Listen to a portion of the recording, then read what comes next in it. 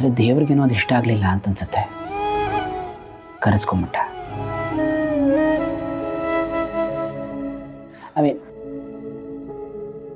ಅವ್ರು ಸತ್ತಿದ್ದಾರೆ ಅಂತಲ್ಲ ನೋಡಿ, ಆದರೆ ನನ್ನ ಮನಸ್ಸು ತುಂಬ ಸ್ಟ್ರಾಂಗಾಗಿ ಹೇಳ್ತಾ ಇದೆ ವಿಶ್ವ ಅವರೇ, ಅವ್ರು ಇಲ್ಲೇ ಎಲ್ಲೋ ಇದ್ದಾರೆ, ಇವತ್ತು ನಾಳೆ ನನಗೆ ಸಿಕ್ಕೇ ಬಿಡ್ತಾರೆ ಅಂತ. ಅವ್ರು ಸಿಕ್ಕರೆ ಸಾಕು. ಪ್ರಾಮಿಸ್ ಮಾಡಿದಾಗೆ ಅವ್ರನ್ನ ನನ್ನ ಹೃದಯದ ದೇವತೆ ಹಾಗೆ ನೋಡ್ಕೋತೀನಿ. ನನ್ನ ಹೃದಯದ ಗೋಡಲ್ಲಿ ಅವ್ರು ಯಾವಾಗಲೂ ಶಾಶ್ವತವಾಗಿರೋ ಥರ, ಯಾವತ್ತೂ ಅದನ್ನು ಬಿಟ್ಟು ಹೋಗದಿರೋ ಥರ ನೋಡ್ಕೋತೀನಿ. I am so sorry. ನೋಡಿ, ಅವ್ರ ಬಗ್ಗೆ ಮಾತಾಡ್ತಿದ್ರೆ ಯಾವಾಗಲೂ ಮಾತಾಡ್ತಾನೆ ಇರ್ತೀನಿ ನಾನು. ಅಂಥ ದೇವತೆಯವರು. I am sorry I bored you with all this. ಪರವಾಗಿಲ್ಲ ಸರ್. ಇವ್ರು ಮಾತಾಡೋದು ನೋಡಿದ್ರೆ ಜಾನ್ನ ತುಂಬ ಪ್ರೀತಿಸ್ತಾರೆ ಅನ್ಸುತ್ತೆ. ಆದರೆ ಜಾನು ಯಾಕೆ ಇವ್ರ ವಿಷಯ ಮಾತಾಡಲ್ಲ? ಏನಾಗಿದೆ ಅಂತ ಒಂದು ಅರ್ಥನೇ ಆಗ್ತಿಲ್ವಲ್ಲ.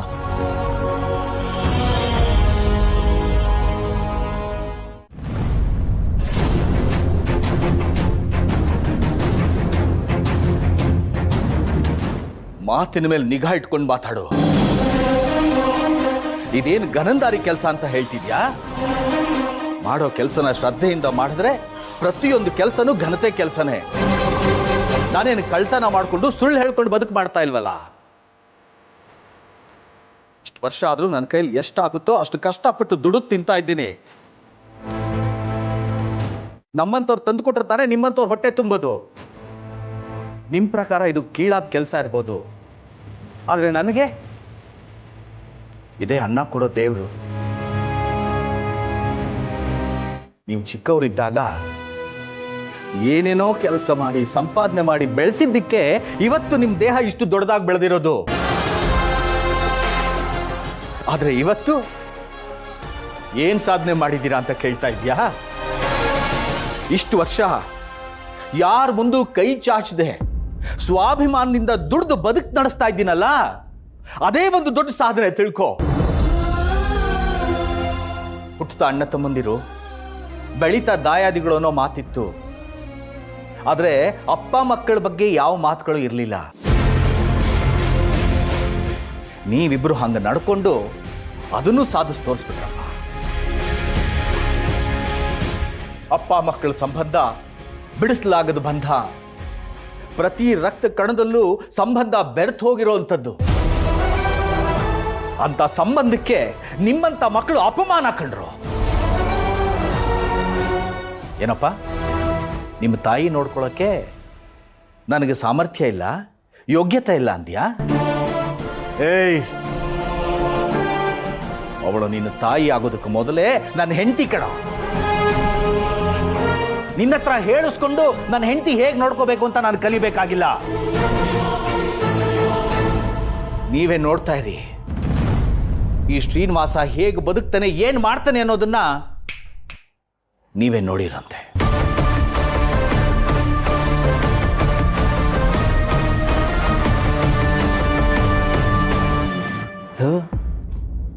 ಏನು ತಂಗಾಳಿ ಥರ ಬಂದರು, ಬಿರುಗಾಳಿ ಥರ ಎಲ್ಲ ಧ್ವಂಸ ಮಾಡಿ ಹೊಟ್ಬಿಟ್ರಲ್ಲಪ್ಪ.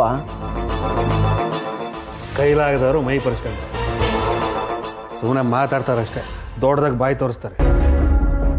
ಏನೂ ಮಾಡೋಕ್ಕಾಗಲ್ಲ. ಅದೇನೋ ಮಾಡ್ತೀನಿ ಅಂದಿದ್ದಾರಲ್ಲ, ನೋಡೋಣ ಏನು ಮಾಡ್ತಾರೆ ಅಂತ. ಪ್ಲೇಟ್ ತರ್ಸ. ಹಶು ಆಗ್ತಿದೆ, ಪ್ಲೇಟ್ ತರ್ಸ ಬೇಗ.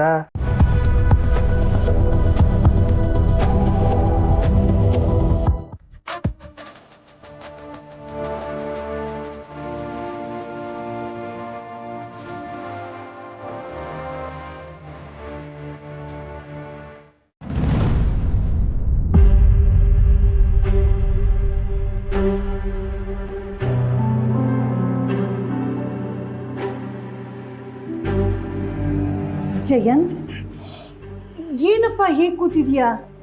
ನಿನ್ನ ಈ ಪರಿಸ್ಥಿತಿಯಲ್ಲಿ ನೋಡಕ್ ನನಗೆ ಆಗ್ತಿಲ್ಲಪ್ಪ. ಎಷ್ಟು ಲವಲವಿಕೆ ಆಗಿದ್ದೆ ನೀನು. ಈಗ ನೋಡು, ಆಕಾಶನೇ ತಲೆ ಮೇಲೆ ಬಿದ್ದಿದೆಯೇನೋ ಅನ್ನೋ ಥರ ಇದೆಯಾ. ಬೇಡಪ್ಪ, ನೀನು ಹೀಗೆಲ್ಲ ಇರಬೇಡ. ಶಾಂತಮ್ಮ, ನನ್ನ ಉತ್ಸಾಹದ ಚಿಲ್ಮೆ ನನ್ನ ಜೊತೆ ಇಲ್ಲ ಅಂದಮೇಲೆ ಇನ್ನೆಲ್ಲಿ ಲವಲವಿಕೆ ಶಾಂತಮ್ಮ? ನಾನು ಕೆಲಸ ಮಾಡೋಕ್ಕೆ ಹೋದ್ರು ಜಾನಿಯವರು ಜ್ಞಾಪಕ ಬರ್ತಾರೆ.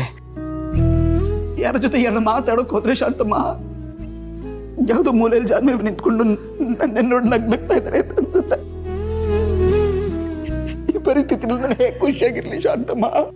ಎಷ್ಟೆಲ್ಲ ತಿಳುವಳಿಕೆ ಇದ್ದವ್ ನೀನೇ ಹೀಗೆ ಮಾತಾಡಿದ್ರೆ ನಾನು ಏನು ಹೇಳು?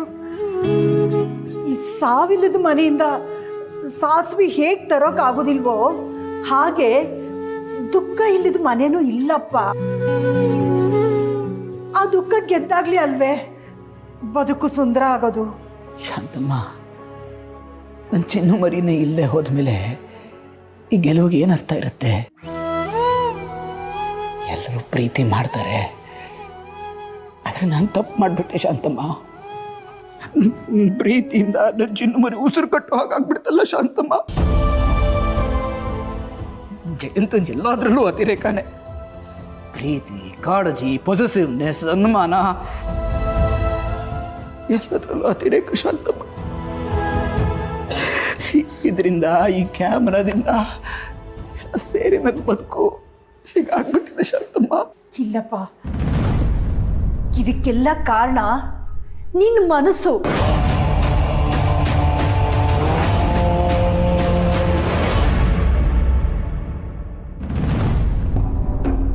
ಹೌದಪ್ಪ, ಇದಕ್ಕೆಲ್ಲ ಕಾರಣ ನಿನ್ನ ಮನಸ್ಸೇ. ನೋಡು, ಕ್ಯಾಮ್ರಾನೆಲ್ಲ ತೆಗೆದು ಹಾಕಿದ್ಯಾ. ನೀನು ಮಾಡಿದ್ದು ತಪ್ಪು ಅಂತ ಒಪ್ಕೊಂಡು ನಿನ್ನನ್ನು ನೀನು ತಿದ್ದುಕೊಡೋದಕ್ಕೆ ಪ್ರಯತ್ನನೂ ಮಾಡ್ತಿದೀಯಾ. ಆದರೆ ನಿನ್ನ ಮನಸ್ಸಲ್ಲಿ ಎಲ್ಲೋ ಒಂದು ಕಡೆ ಆ ಅನುಮಾನಗಳೇ ಹೋಗಿಲ್ಲ. ಅದಕ್ಕೆ ಹೀಗೆಲ್ಲ ಆಗ್ತಿರೋದು.